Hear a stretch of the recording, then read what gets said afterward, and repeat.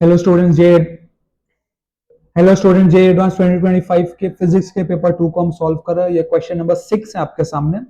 ठीक है, फटाफट से जो है वो मैं क्वेश्चन पढ़ लेता हूँ। Two identical concave mirrors each of focal length f are facing each other as shown in the schematic diagram. The focal length f is much larger than the size of the mirrors. A glass slab of thickness t and refractive index n naught is kept equidistant from the mirror and perpendicular to the common principal axis.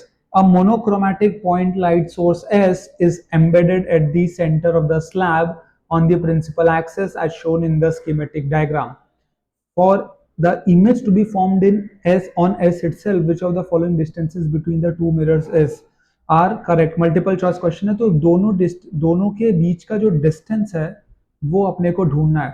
तो मैं इस distance को x मान लूंगा और ये distance x हो जाएगा और ये जो आपका ये थिकनेस t है। तो बेसिकली हमको पूछा गया है कि 2x प्लस टी की वैल्यू क्या है। कोई बुराई नहीं है, बहुत ही स्टैंडर्ड सा क्वेश्चन है, ये क्लासरूम में कराया जाता है। अगर क्लास में आपने ध्यान दिया होगा तो ये क्वेश्चन आपसे हो जाएगा। चलो हम लोग देखते हैं। ये यहां पर इमेज बने, इसके दो स्टैंडर्ड केस है।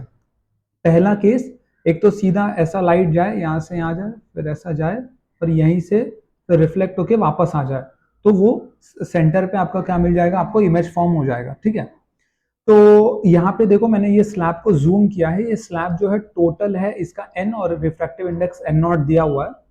ठीक है, तो यहाँ पे सेंटर से ये रे जा रहा है। ठीक है, अब ये जो डिस्टेंस है ये t/2 है।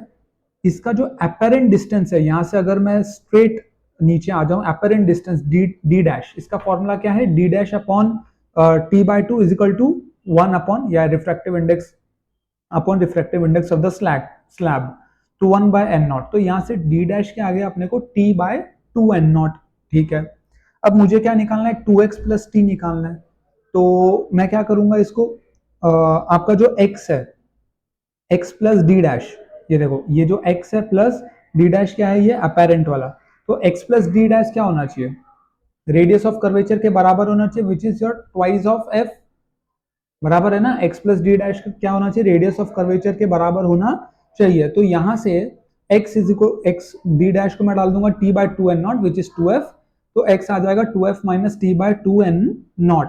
तो 2x प्लस टी में ये आप वैल्यू पुट करो, इसको जब 2 से मल्टीप्लाई करोगे तो आपको क्या आएगा, 4f माइनस t/n नॉट और यहां से t प्लस टी आ जाएगा। तो बेसिकली क्या आएगा, 4f plus T times 1 minus 1/n nought which is your option A, 4f plus T times 1 minus 1/n not. इसका सेकेंड केस क्या है कि यहां से रे जाए, यहां से वो पैरेलल हो जाए, फिर वापस से रिफ्लेक्ट होके यहीं पे आ जाए। ये कब होता है, यहाँ पे फर्क क्या हो गया है, मैंने d डैश प्लस एक्स को f लिख दिया है। देखो फोकल पॉइंट पे रहेगा तभी तो वो पैरेलल बन पाएगा, नहीं तो पैरेलल नहीं बनेगा। यहाँ पे आप 2f नहीं, यहाँ पे सिर्फ f लिखोगे। तो t/2n nought is plus x is f, तो x क्या आ गया, f माइनस t/2n नॉट। तो अगेन 2x प्लस t की वैल्यू जो निकालोगे that is 2f plus t times 1 minus 1/n nought which is your option B. ठीक है, ऑप्शन ए भी स्टैंडर्ड क्वेश्चन था, बहुत मुश्किल क्वेश्चन नहीं है। एडवांस में हमने अब तक देखा, पेपर 2 भी बोल रहे हैं लोग बहुत टफ है, बट अभी आप देखो 6 क्वेश्चन मैंने सॉल्व करके दिखा दिए। वैसा टफनेस लेवल नहीं है, स्टैंडर्ड ही क्वेश्चन से अगर आपने क्लास में ध्यान दिया होगा तो। ठीक है, अगर ये वीडियो आपने यहाँ तक देख लिया तो थैंक यू वेरी मच।